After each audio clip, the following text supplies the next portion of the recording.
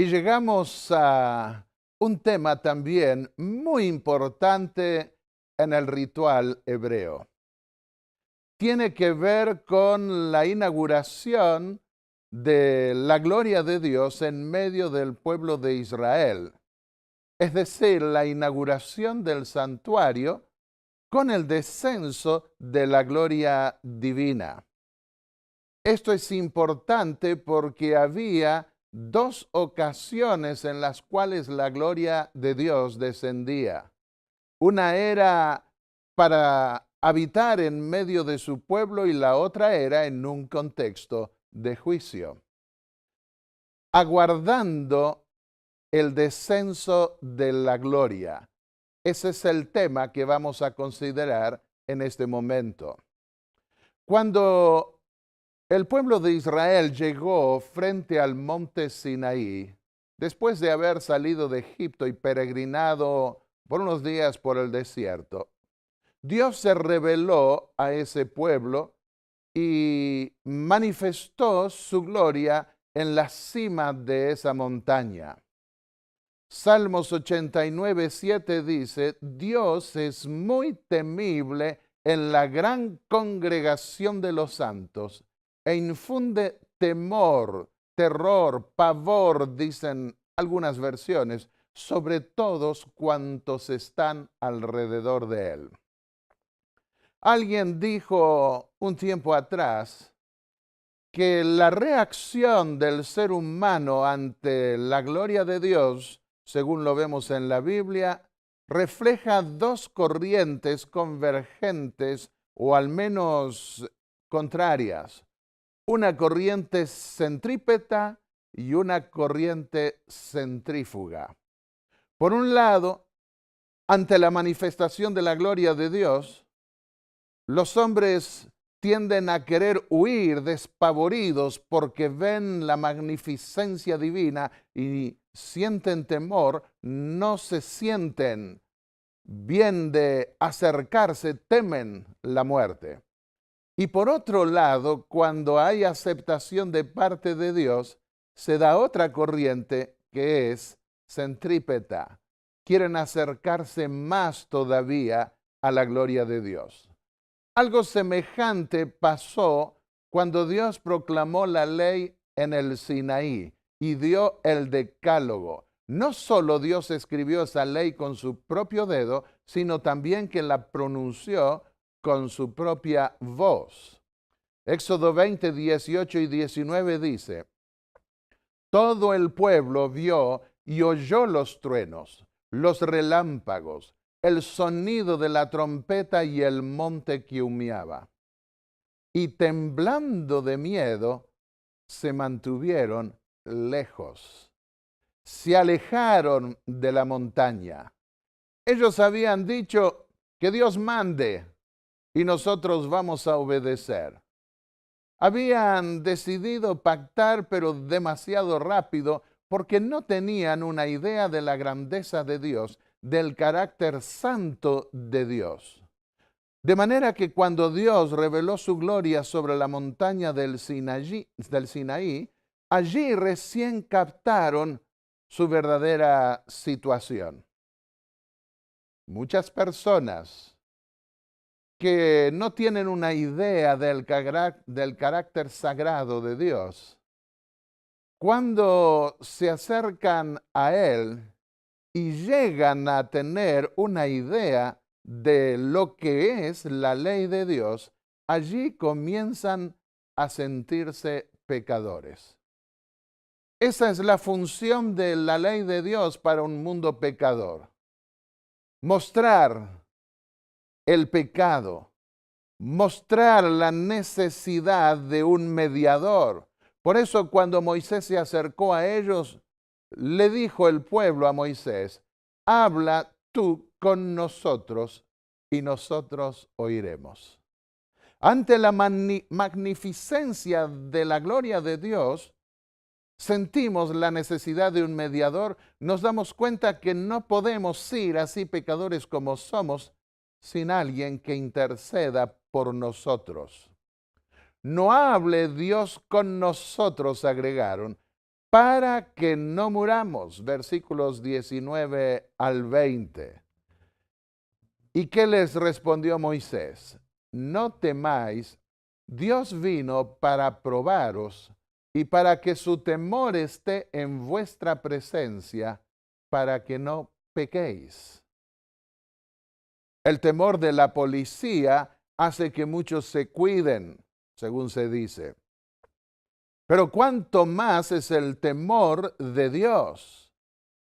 Cuando Abraham estuvo en Egipto, tuvo temor por su vida porque dijo, no hay temor de Dios en este lugar.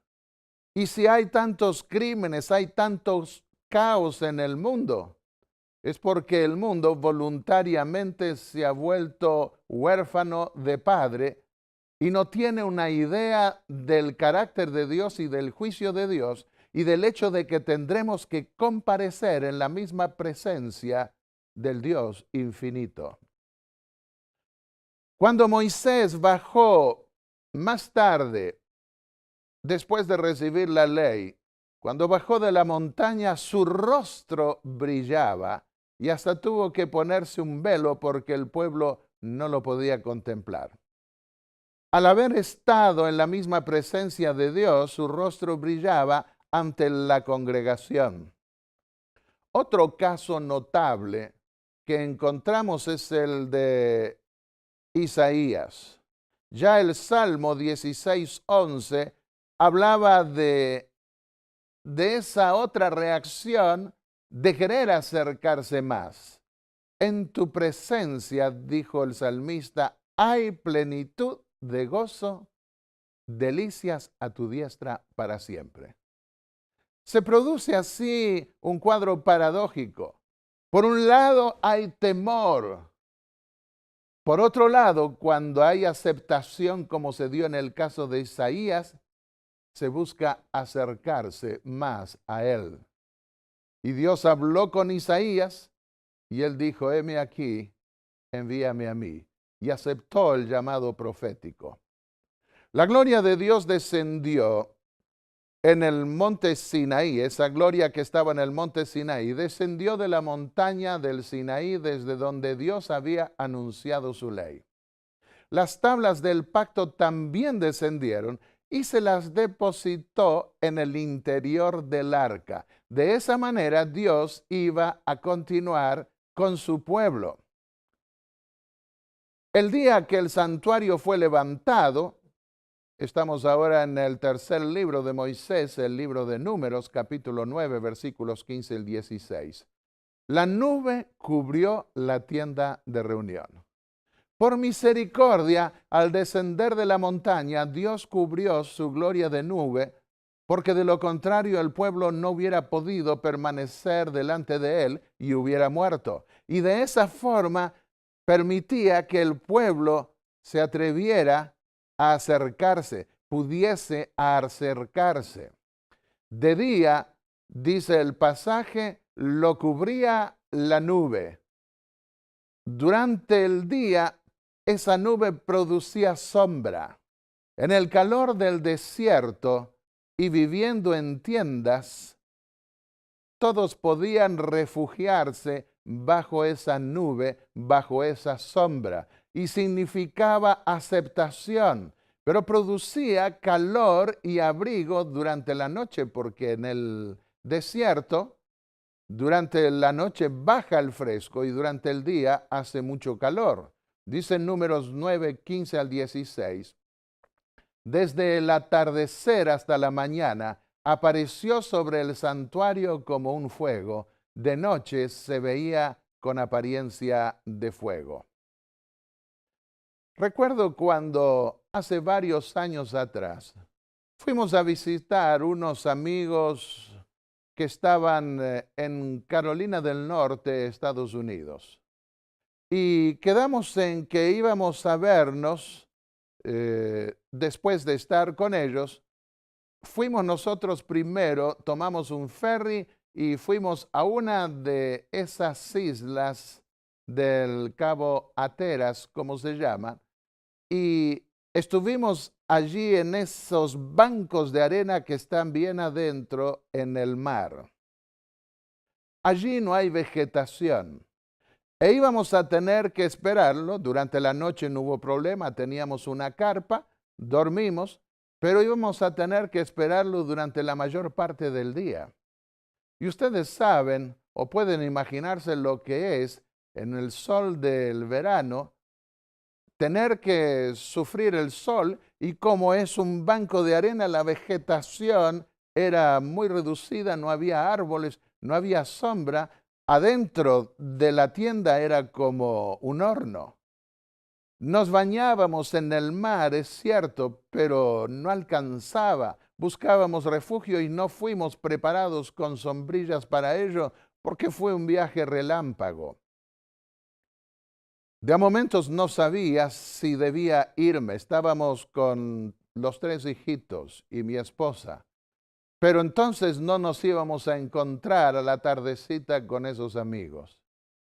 Y realmente estaba preocupado hasta que vino una nube. Y esa nube era angosta, no muy fuerte, pero lo suficiente como para producir sombra. Yo podía ver el sol cayendo sobre el lugar donde la gente se bañaba, y por otro lado, unos 20 metros más allá, podía ver 20, 40 metros más allá, también el sol, pero donde estábamos nosotros había sombra. Y estuvo 2 horas quieta, no había viento. Eso era peor para el calor del sol, pero con esa nube nosotros pudimos sobrellevarlo mejor. Siempre estuve agradecido a Dios por ese acto de la naturaleza que, creo, Dios permitió para protegernos de la intensidad del sol. Así también pasaba con el pueblo de Israel. El calor del sol hubiera sido muy grande, pero la sombra de la nube servía de refugio para todo el pueblo, y por eso pudieron vivir tanto tiempo en el desierto, y en la noche tenían el calor, el fuego de la gloria y de la presencia de Dios. La gloria se asentó sobre el arca del pacto, donde estaban los 10 mandamientos. Y allí quedó, en el lugar santísimo, en el lugar más interior del templo. 2 de los hijos de Aarón, el sumo sacerdote. En ocasión de la inauguración, poco después de la inauguración, se acercaron al templo utilizando fuego e incienso extraños. Y la ley que Dios había dado era que debían usar un incienso que les sirviera de nube adicional, que pudiera ser un humo adicional para protegerlos de la gloria de Dios al acercarse a la presencia de Dios.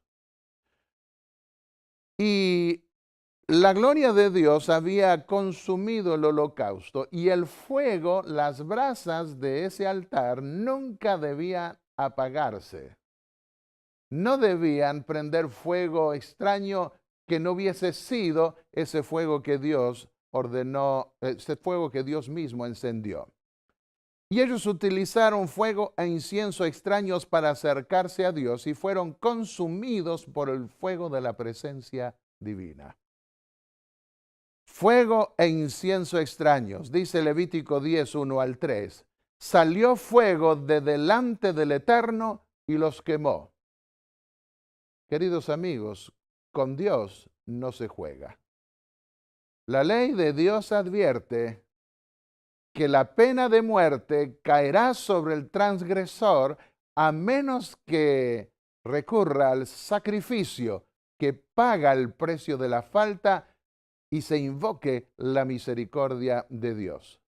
Pero no podemos jugar con las leyes de Dios. Y esos 10 mandamientos que Dios escribió están en vigencia hoy, y debemos cuidar de cumplirlos al pie de la letra, tal como Dios lo indicó. En los que a mí se acercan, dijo el Señor, me santificaré, y en presencia de todo el pueblo seré glorificado. Estos dos hijos de Aarón tenían el privilegio de ir al lugar santo, al lugar más interior del templo, algo que no podían hacer los demás, y a mayor responsabilidad, mayor castigo también, a mayores oportunidades, las consecuencias pueden ser mayores. La gloria de Dios en este caso fue un símbolo de rechazo que produjo la muerte de los transgresores de la ley de Dios. Más tarde se rebelaron 250 hombres bajo el liderazgo de Coré, Datam y Abiram. La tierra tragó a algunos de ellos, pero a otros un fuego del Señor los consumió. A los que pretendieron el sacerdocio, ese sacerdocio fue dado a los hijos de Aarón, a los hijos de Leví, pero otros pretendieron nosotros también podemos hacerlo. Cuidado con los sacerdocios impostores, porque el castigo, aunque ahora no se lo manifieste, llegará sin duda en el día final de ajuste de cuentas. Hay un solo sacerdocio aceptado en la nueva dispensación, y es el sacerdocio de Cristo. Él es nuestro sumo sacerdote en el templo celestial. Todos nosotros somos intermediarios entre Cristo, Dios, entre Dios y el mundo. Pero el sacerdocio que debía interceder entre Dios y el pueblo y recibir los pecados del pueblo, eso Dios lo determinó solo para la descendencia de Leví en símbolo y para Cristo en su ministerio en el templo celestial. Cuando Salomón inauguró su templo, el templo de Salomón como se lo conoce, ese magnífico templo, él oró y al orar descendió fuego de los cielos y consumió el holocausto y las víctimas, y la gloria del Eterno llenó la casa.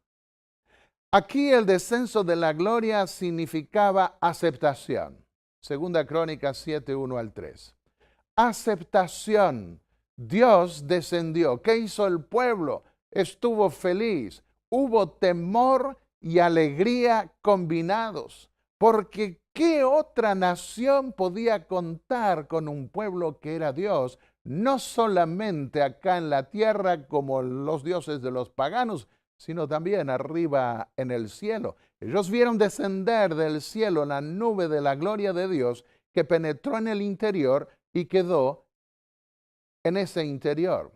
Cuando los hijos de Israel vieron descender el fuego y la gloria de Dios sobre la casa, se postraron sobre sus rostros en el pavimento y adoraron y alabaron al Eterno. ¿Cómo no iban a estar contentos en medio de un mundo lleno de pueblos que se desplazaban de un lugar a otro, peleadores buscando predominar? ¿Cómo iban ellos a defenderse? Pero iban a contar, y ahora lo habían podido percibir, con Dios morando en medio de ellos, el Dios omnipotente. Y dijeron, porque Él es bueno y su misericordia es para siempre. Así que vemos que el descenso de la gloria tiene que ver también con aceptación, con aprobación de parte de Dios. Ellos debieron prepararse con sacrificios. Primero se ofrecieron sacrificios para poder ser aceptos delante de Dios. El templo de Salomón fue una de las maravillas antiguas del mundo antiguo. Tenía el altar de bronce por un lado en el patio, el mar de bronce con las 10 fuentes más pequeñas de bronce para que se lavaran y hasta bañaran los sacerdotes. Lo llamaban así, era la fuente de bronce. Y En el interior estaba la presencia de la gloria de Dios. Cerca de 4 siglos después, Dios retiró su presencia del templo de Salomón. Casi 4 siglos. La gloria del Dios de Israel, dijo Ezequiel, se elevó de encima del querubín sobre el cual había estado al umbral de la casa. Y la casa fue llena de la nube, y el atrio se llenó del resplandor de la gloria del Eterno. Acá vemos que la gloria de Dios cubre el templo ahora, pero en un contexto de juicio al final, cuando Dios va a retirarse de ese templo. Esto es importante tener en mente porque en el Apocalipsis también, cuando se derraman las 7 postreras plagas sobre el mundo en un contexto de juicio, se llena el templo de la gloria y de la nube de la presencia de Dios, el templo que está en el cielo. Y nadie puede entrar, todos salen para ejecutar los juicios divinos sobre la tierra. El retiro de la gloria de Dios. La nube o el humo que llenó el templo se dio en esa oportunidad final como símbolo de rechazo de la nación.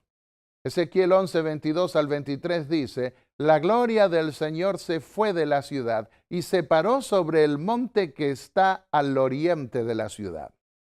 La entrada del templo daba al oriente, hacia donde salía el sol.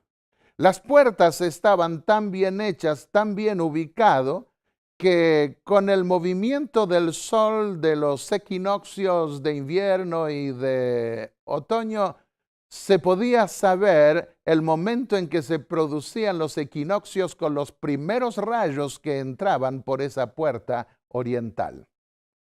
Y la gloria ahora se fue, sin embargo, y se paró sobre la montaña oriental por un tiempo hasta que finalmente se fue. Cuando la gloria de Dios se retiró de la ciudad, ésta quedó desprotegida y fue luego destruida por los babilonios. Ese retiro de la gloria de Dios significó el rechazo divino de la nación de Israel. ¿Por qué Dios rechazó a Israel? Segunda Crónicas 36, 16. Ellos se reían de los mensajeros de Dios, menospreciaban sus palabras y se burlaban de sus profetas. No vivimos hoy en un mundo que se burla de la palabra de Dios, que se burla de los mensajeros de Dios. Así también este mundo, llegado el momento, será entregado al gobierno de Satanás. Y ocurrirán los peores desastres. Pareciera ya estar avanzando este mundo en esa dirección por el caos y la violencia que existe, la inmoralidad de toda naturaleza que es hasta venerada, aceptada por la humanidad. Y llegará el momento en que Dios vendrá a este mundo y hará justicia. Los babilonios vinieron y atacaron la ciudad de Jerusalén. No pudieron ellos defenderse y la ciudad, las murallas cayeron, el templo fue destruido, fue quemado y los israelitas fueron llevados cautivos. Cuando volvieron 70 años más tarde, ellos reconstruyeron la ciudad y reconstruyeron también el templo. Pero el segundo templo, que ya no se llamó más Templo de Salomón, porque había sido destruido, se lo conoció como el Templo de Zorobabel, un descendiente de David, por supuesto. Y la gloria de Dios, sin embargo, no descendió sobre ese templo. ¿Por qué no descendió la gloria de Dios sobre ese templo? Porque las tablas del pacto no estaban más.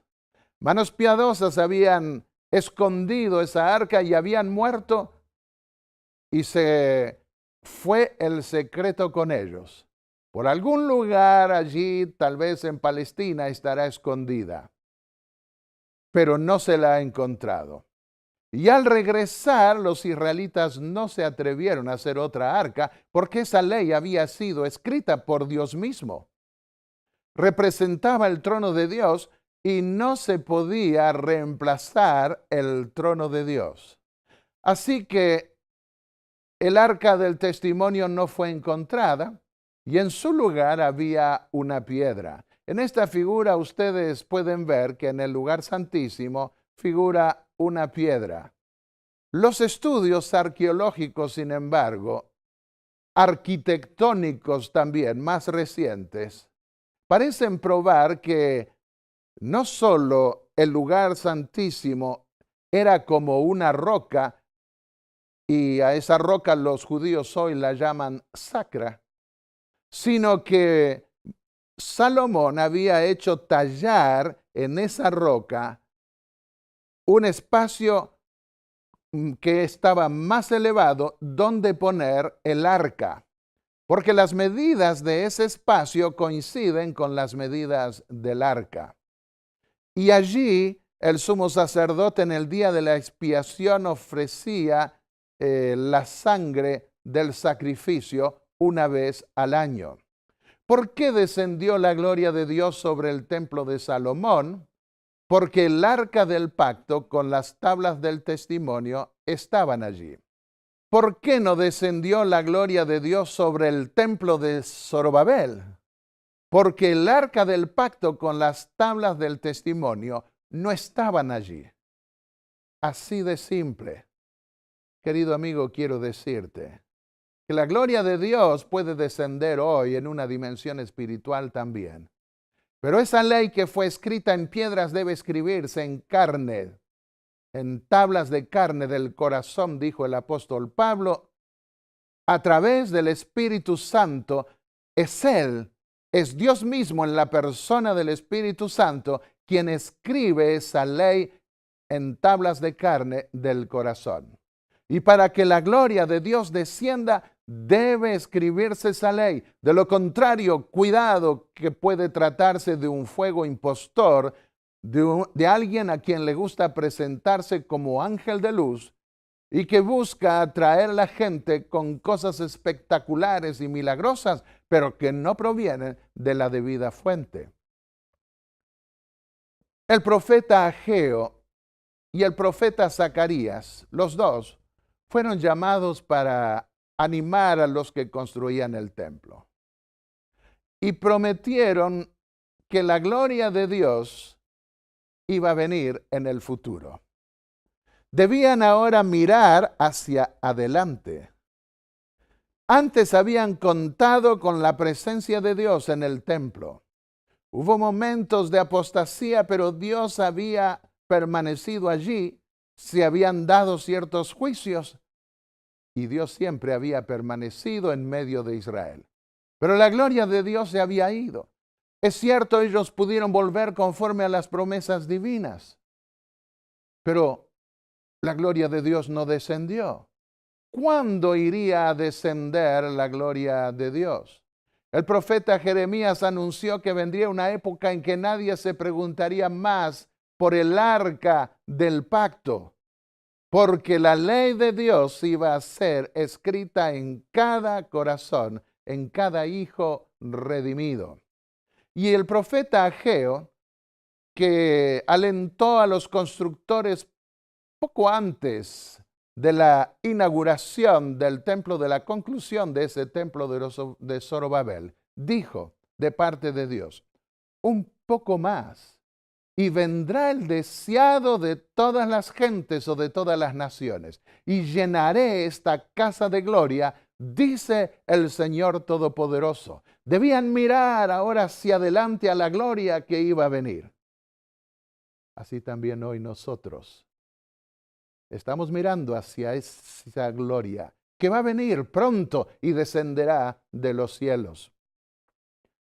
Hace unos pocos años atrás, recibí una noticia, como siempre, de esas noticias inesperadas. Nuestro hermano menor, éramos 3, había muerto en un accidente de tránsito en Luxemburgo.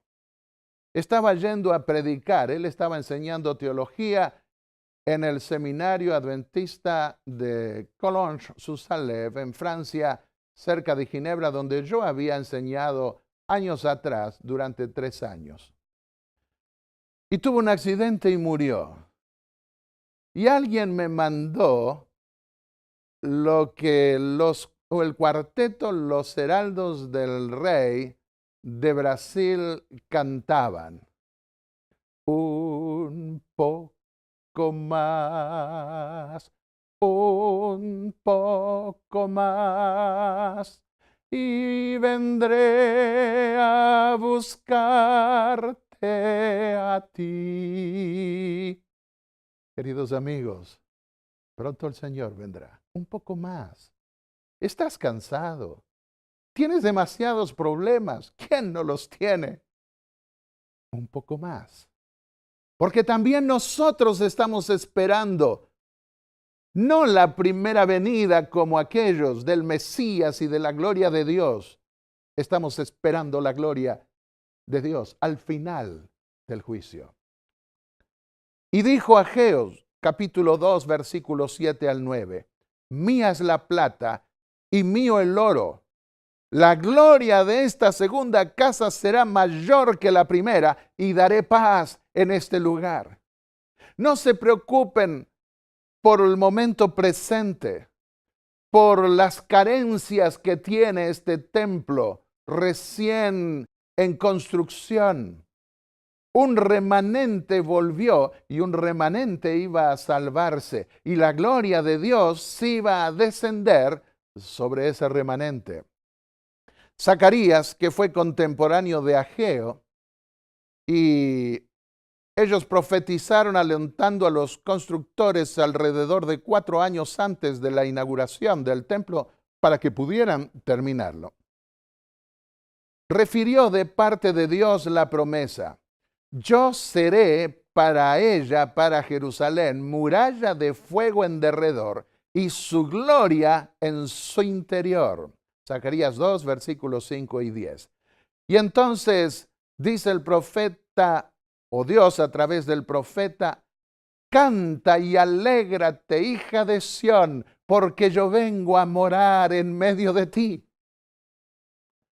Cuando Dios promete, cumple. Y el último profeta del Antiguo Testamento Dios también confirmó esa promesa en un momento en que muchos pensaban que se demoraba esa gloria en descender, que tal vez no iría a venir nunca. Y entonces dijo Malaquías 3:1, yo envío mi mensajero, el cual preparará el camino delante de mí. Y vendrá súbitamente a su templo el Señor, a quien buscáis, y el ángel del pacto, a quien deseáis vosotros. He aquí viene, ha dicho el Eterno de los ejércitos. ¿Por qué vendría súbitamente, inesperadamente? Se le había anunciado con siglos de anticipación. Lo mismo pasa hoy. La mayoría del mundo no percibe que la gloria de Dios está por descender otra vez en la segunda venida del Mesías, del Hijo de Dios. Está atareada y afanada con tantas cosas terrenales que no presta atención a las profecías de la Biblia, no presta atención al hecho de que vivimos en el mismo tiempo del fin. Y a pesar de que se le anunció con tantos siglos de anticipación, dijo Jesús que su venida caería como un lazo sobre todos los moradores de la tierra, porque no estarían preparados para recibirlo. 400 años después de Malaquías, la gloria de Dios descendió. Y descendió de una manera inesperada. Nadie esperaba que viniese de esa forma, porque ahora no vino cubierta por una nube. Esa gloria no vino cubierta por una nube, sino que Dios la cubrió con el ropaje humano. El Espíritu Santo, Lucas 1:35, vendrá sobre ti y el poder del Altísimo, dijo Dios a una aldeana en Israel, te cubrirá con su gloria. Por eso el que ha de nacer será llamado Santo, el Hijo de Dios. Y vinieron los ángeles cuando nació el Hijo de Dios. Se asombraron de ver que los hombres no estaban preparados para recibirlo. Nadie estaba alegre porque había nacido el Hijo de Dios. Hasta ni lo sabían. Y ellos vinieron y encontraron un grupo de pastores en el campo y allí se aparecieron a ellos y les cantaron: gloria a Dios en las alturas y en la tierra paz. Emmanuel, Dios con nosotros, estaba allí. El sol naciente vendrá a visitarnos del cielo para dar luz a los que habitan en tinieblas y sombras de muerte y guiar nuestros pies por el camino de la paz. Lucas 2, 14 y otros pasajes más nos refieren estas promesas que Dios había dado. En San Juan 1, versículos 9 y 14 nos dice que Dios hizo tabernáculo con nosotros. Lo usa como verbo, tabernaculizó. Así como la tienda del desierto, el tabernáculo o la tienda de Dios llevó la gloria de Dios, así Dios hizo también una tienda o tabernáculo o templo para habitar en medio nuestro. Y vimos su gloria, dice Juan, gloria que como Hijo único recibió del Padre. Aquella palabra era la luz verdadera que alumbra a todo hombre que viene a este mundo. Y la palabra se hizo carne y habitó entre nosotros, lleno de gracia y de verdad. Algunos, como Juan y los discípulos, vieron la gloria del Hijo de Dios. Otros veían al Hijo del Hombre, mientras que aquellos que creían en él, veían al Hijo de Dios. Vino a lo que era suyo, pero los suyos no lo recibieron. San Juan 1:11. ¿Te ha pasado que has ido a ver a una hija o a un hijo y no ha querido recibirte? ¿O has querido ver a tu esposa o a tu esposo y no ha querido recibirte? ¿O has querido ver a tu padre o a tu madre y no han querido recibirte? ¿O algún ser querido o algún amigo?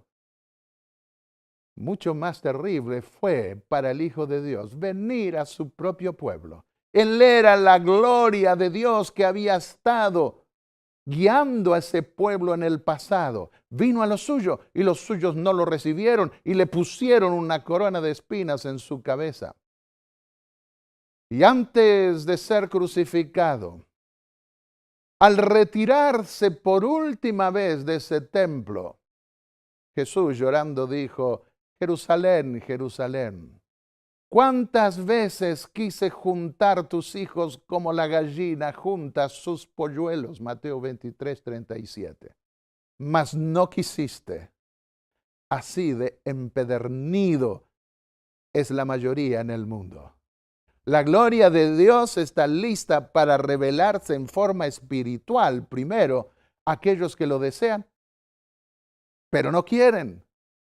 Y se pierden ese privilegio de vivir en la misma presencia, en la misma gloria de Dios, que aunque no la podamos ver literalmente, la podemos percibir en nuestro interior cuando el Espíritu Santo nos transforma en templos suyos. Tú que matas a los profetas, siguió diciendo Jesús, y apedreas a los que son enviados a ti. Tú que matas a los profetas, ¿cuántos murieron aún por la misma nación? La historia que hizo Jesús de quienes fueron perseguidos, quienes fueron maltratados. Dijimos recién que se burlaban de los profetas y de los mensajeros del Señor. Y entonces Jesús les dijo: vuestra casa os es dejada desierta. Él, la gloria, se retiró. Y se retiró como se había retirado la gloria de Dios antes que vinieran los babilonios a destruirla. Se fue por la puerta oriental, por la entrada al patio del templo, y la casa de Dios quedó desierta. Y dijo Jesús: porque os digo que no me veréis más hasta que digáis: bendito el que viene en el nombre del Señor. Y ahora, al retirarse, esa casa quedó desguarnecida y fue destruida no por los babilonios, que ya no existían más, sino por los romanos, por el imperio romano. Escribió Elena de White: por la presencia de Cristo, y solo por ella, la gloria del segundo templo superó la del primero. Pero Israel tuvo en poco al anunciado don del cielo. Y con el humilde maestro que salió aquel día por la puerta de oro, la gloria había abandonado el templo para siempre.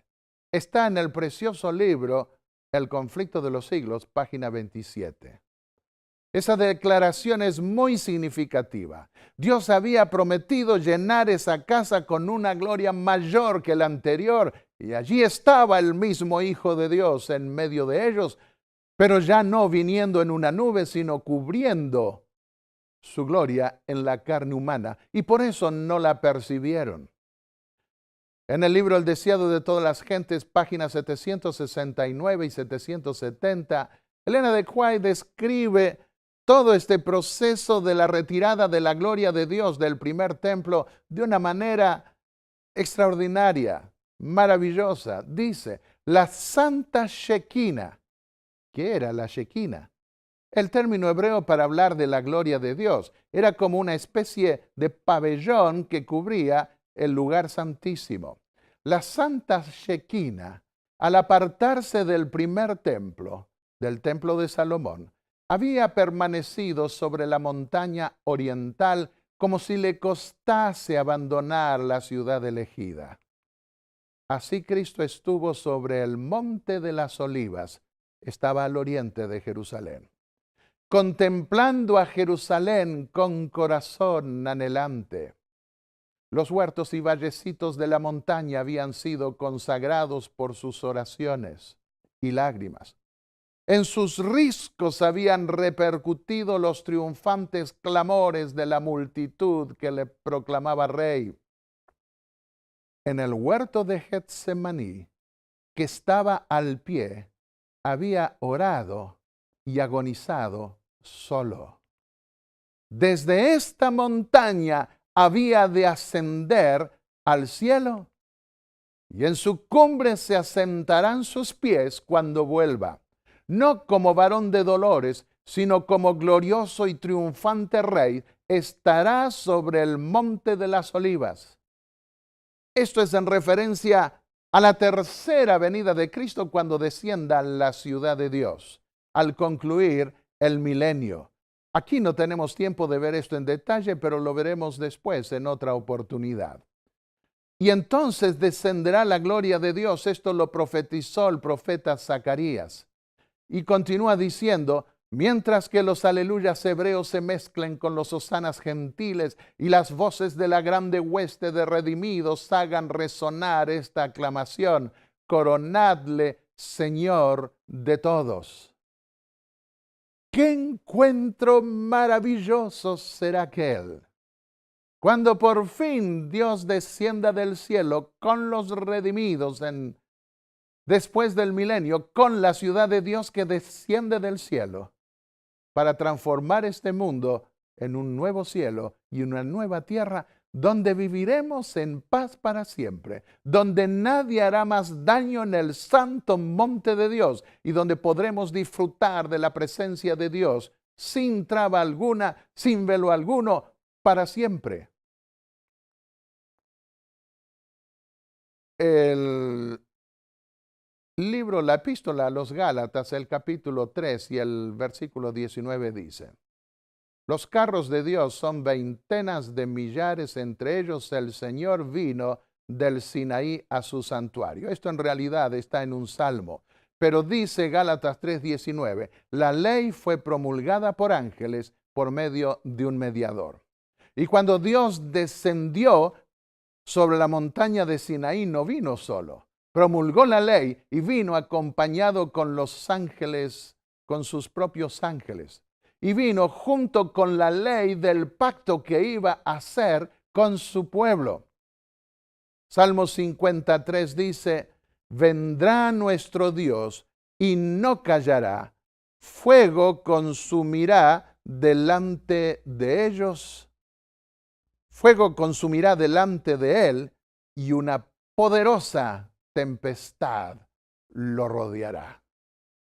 Vendrá como una poderosa tempestad, no callará, fuego consumirá delante de él. Y ordenará, Salmo 55, juntadme a mis fieles, los que hicieron conmigo pacto con sacrificio. Querido amigo, ¿quieres hacer pacto con el Señor? El pacto de Dios está en su ley, los 10 mandamientos.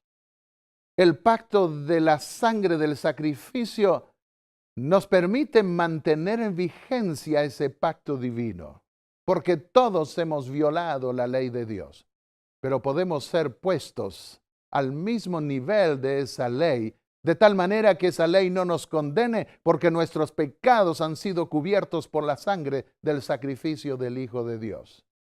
Y Dios quiere hacer un pacto contigo. No puedes vivir en este mundo pretendiendo que tú tienes libertad para hacer todo lo que se te da la gana. Sí, Dios da cierta libertad, pero eso será para tu propia destrucción, para tu propio mal. No puedes pretender que puedes estar bien con Dios y con el diablo. Debes comprometerte, como se hace en un matrimonio que se quiere formar en forma seria y cabal. Debes comprometerte con Dios también, a ser su hijo, y entonces Él te adoptará como hijo suyo.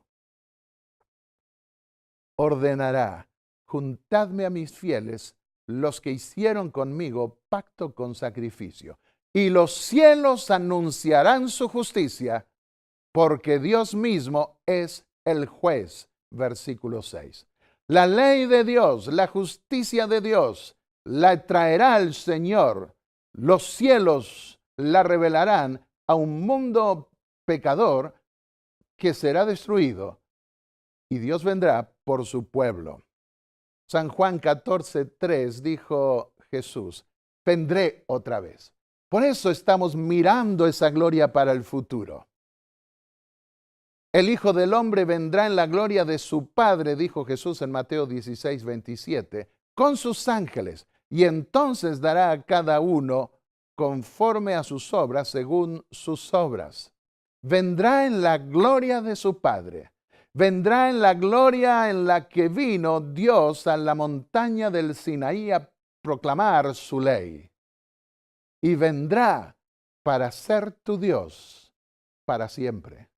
Hoy tú puedes hacer de Dios, del verdadero Dios, del Dios de la palabra de Dios, de la Biblia, tú puedes hacerlo tu Dios. Y esa pertenencia al Dios del cielo, vendrá Dios mismo en la persona de su Hijo a asegurarla, a afirmarla y a confirmarla para siempre. Cristo viene. Prepárate. ¿Quieres realmente prepararte?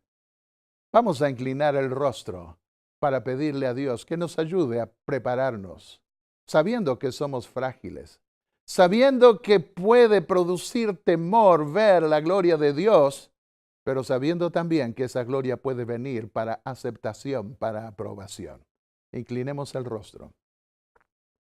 Padre y Dios Santo, que estás en los cielos, pronto vendrá tu Hijo desde las nubes del cielo y queremos nosotros estar preparados para contemplar su gloria. Para poder hacerlo necesitamos el sacrificio que tú ya ofreciste. Y queremos, Señor, invocar ese sacrificio para que nos limpies.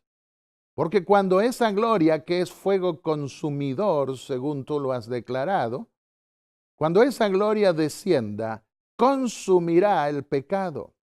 Y si nosotros nos hemos aferrado al pecado, nos consumirá a nosotros también. Pero si hemos limpiado nuestra alma, nuestro corazón, nuestra vida del pecado en la sangre de tu Hijo amado, sabemos, Señor, que seremos recibidos en gloria. Y esa gloria no nos consumirá. Y podremos permanecer para siempre en esa gloria, en esa presencia que nos traerá paz, seguridad, confianza y felicidad para siempre. Señor, ante ti estamos. Bendice a cada uno que escucha este mensaje y en quien nace la fe. O en aquellos que tal vez ya tienen algo de fe, pero que ahora pueden afirmarla. Te pedimos, Señor, que los bendigas en forma especial para que nada los aparte de asegurar la salvación del alma. Y ayúdanos porque queremos triunfar y poderte ver en gloria y decir, este es nuestro Dios, le hemos esperado y Él nos salvará, nos gozaremos y nos alegraremos en su salvación. Por Jesús te lo pedimos y te lo agradecemos ya de antemano. Amén.